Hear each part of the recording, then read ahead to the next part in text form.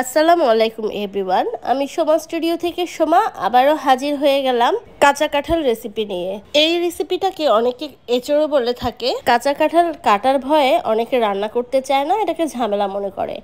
আসলে প্রসেস জানা থাকলে এটা কোনো ঝামেলাই না।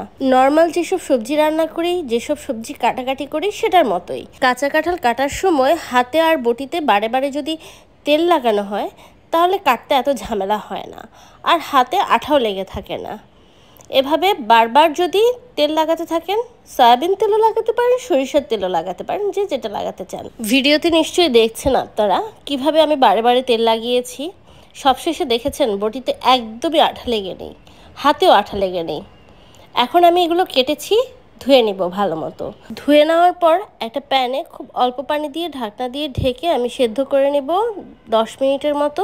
সেদ্ধ দেওয়ার কারণে কাঁঠালের যে শক্ত ভাবটা থাকবে সেটাও থাকবে না, আর এক্সট্রা কষ্টটাও থাকবে না, এই জন্যই সেদ্ধ করা।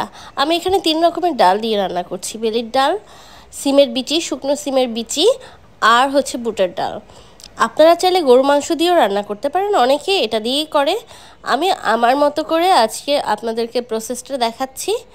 আমি ডালগুলো এভাবে সেদ্ধ করে নিয়েছি ভেঙে, সিমের বিচিটা টেলে ভেঙে সেদ্ধ করে নিয়েছি। আমি আরেকটা প্যানে পেঁয়াজ দিয়েছি 1.5 কাপ, আর তেল দিব 1.5 কাপ। পেঁয়াজগুলো একটু ভাজা ভাজা বেরেস্তার মতো হয়ে আসলে এ পর্যায়ে দিয়ে দিব আদা রসুন বাটা। আদা রসুন বাটা দিয়েছি এখানে আমি 4 টেবিল চামচের মতো।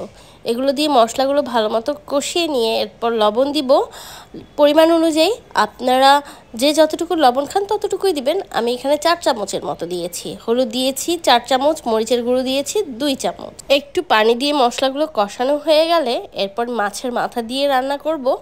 আমি এখানে দোমাছা দিয়ে রান্না করব। দোমাছা বলতে আমাদের নোয়াখালী অঞ্চলে 2টা মাছ ইউজ করে, অনেকে শুটকি ইউজ করে। আমি এখানে শুটকি ইউজ করছি না, আজকে শুটকি দিয়ে রান্না করব না। অন্য সময় গরু মাংস দিয়েও আমি রান্না করি, আবার শুটকি দিয়েও রান্না করি। আজকে 2 রকমের মাছ দিয়ে রান্না করছি, চিংড়ি মাছ আর রুই মাছের মাথা দিয়ে। মাছগুলো কষানো হয়ে গেলে একে একে আমি ডালগুলো দিতে থাকবো। প্রথমে আমি সিমের বিচিটা দিয়েছি কারণ এটা একটু শক্ত, তাই এটা আগে দিয়েছি। এরপর দিব বেলির ডাল। আমি বেলির ডাল আমাদের অঞ্চলে বলি, আমি জানি না এটা শুদ্ধ ভাষা কি বা এটাকে অন্য ভাষায় কি বলে। আমি বেলির ডাল হিসেবেই চিনি।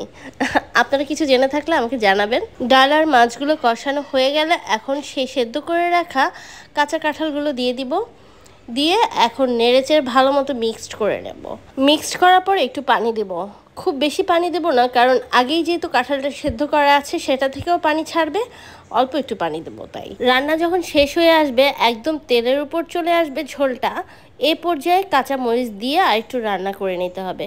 আপনারা চাইলে তেলের বাগার দিতে পারেন, তেল পেঁয়াজের বাগার, সেটা তেলে বেরেস্তা করে তেলটা সহ দিয়ে দেওয়াটাকেই বাগার বলে।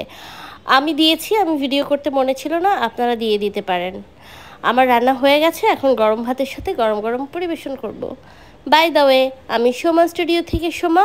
আমার রেসিপি সম্পর্কে যদি আপনাদের কিছু জানার থাকে তাহলে অবশ্যই আমাকে কমেন্টসে জানাবেন, আমি রিপ্লাই দেওয়ার চেষ্টা করব।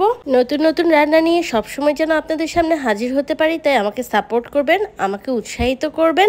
আজ এ পর্যন্তই, সবাই ভালো থাকবেন, ধন্যবাদ।